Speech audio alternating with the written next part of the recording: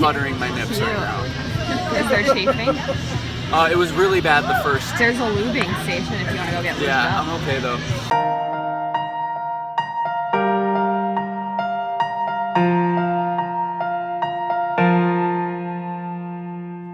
Good morning, fam. It's a great day. So last week, I ran my first ultra marathon.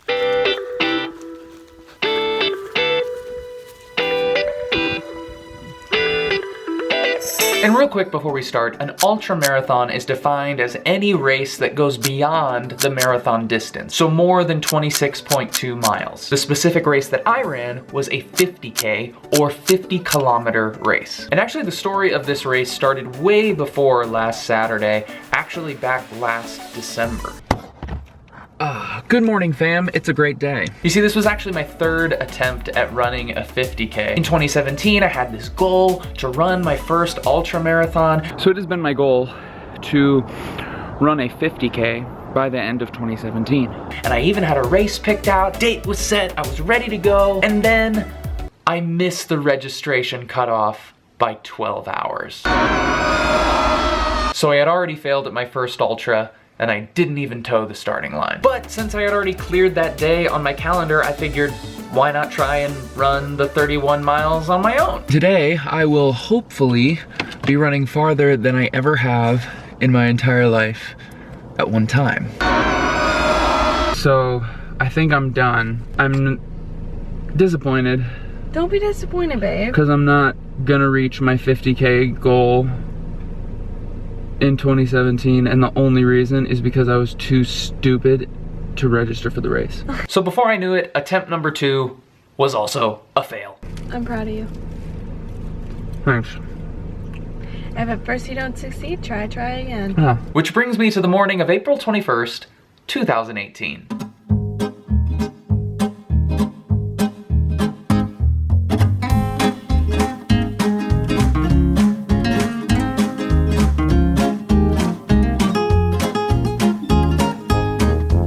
Now I'm here at the park and I'm ready to go. Let's check out the scene.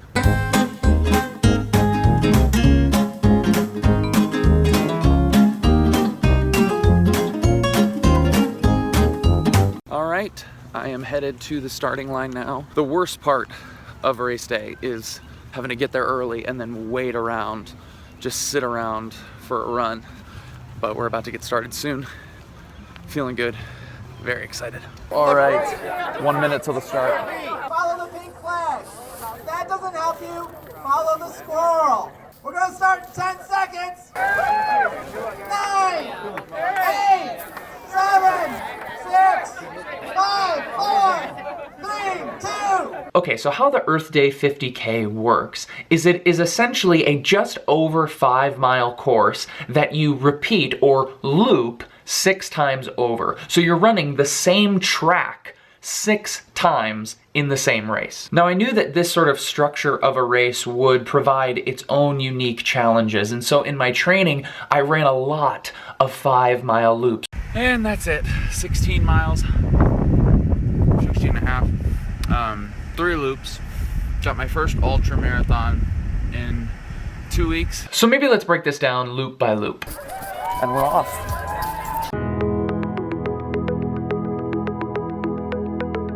Along with the 50K race, there is also a 15-miler and a 5-miler that are going on at the same time. And so Loop 1 was extremely crowded because you had all the 15-mile racers and all the 5-mile racers in there with you. It's also your first time out on the course, it's your first time running around it, so you're having to really pay attention and figure out what are the difficult parts of the course, what are the easy parts of the course. You never know what's around the next corner. And so for me, the first loop was really about just trying to take it slow and trying to get a handle on the course.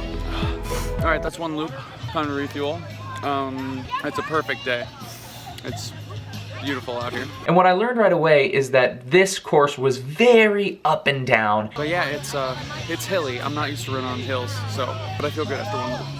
Honestly, I don't think Loop 2 really had a strategy to it necessarily, but it was just, for me, sort of a repeat of Loop 1 of trying to really get a grasp on what are the difficult sections of this course and what are the easy sections of it. Now, with a race of this sort of distance, you're always told that you're gonna experience really great highs, but you're also gonna experience really low lows. And I definitely experienced that. My lowest sort of points mentally and physically luckily came at different times though. I swear there are less and less of these pink markers every loop. Here we go. My lowest point mentally was definitely right at the end of the third loop, because as I was coming in right around mile 15 and a half or 16, finishing my third loop, I was very tired, I was exhausted, but as I sat there at that aid station, I realized, oh my gosh, that's 3 of 6 loops.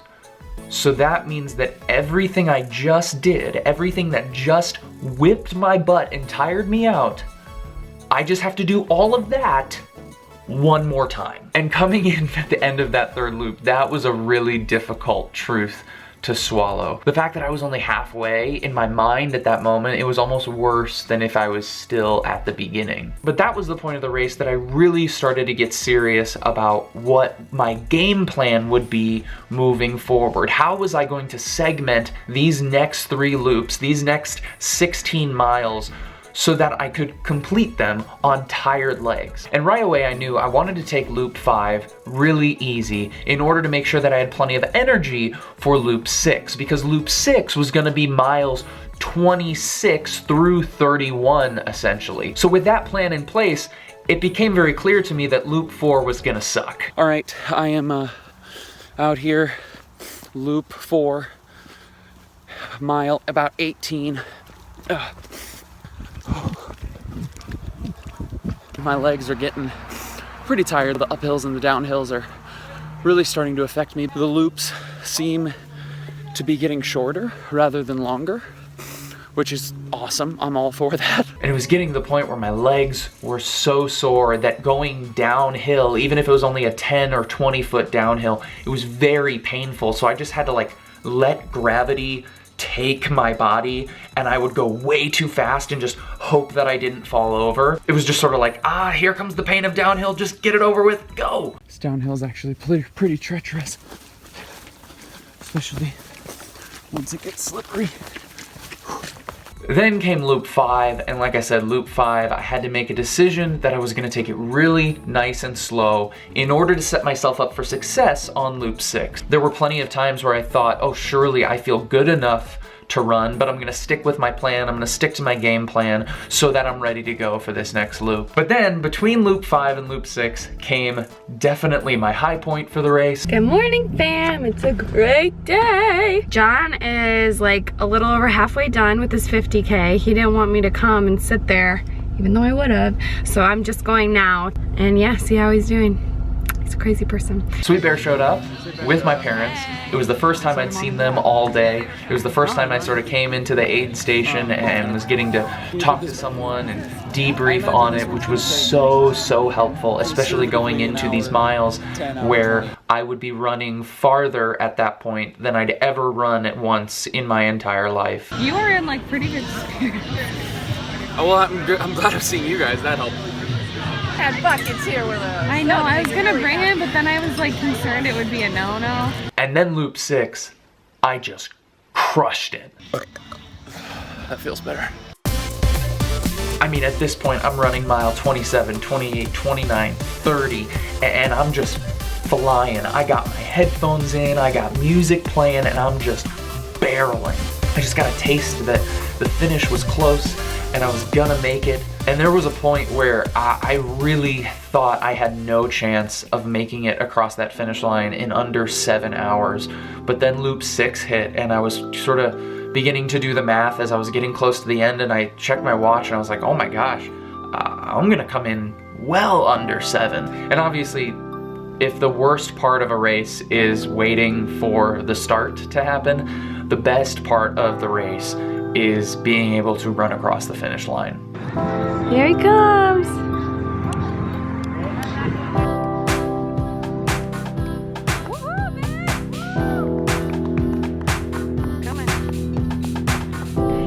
first you don't succeed, try again.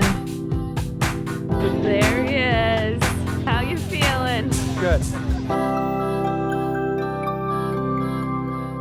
After the race, I was definitely tired.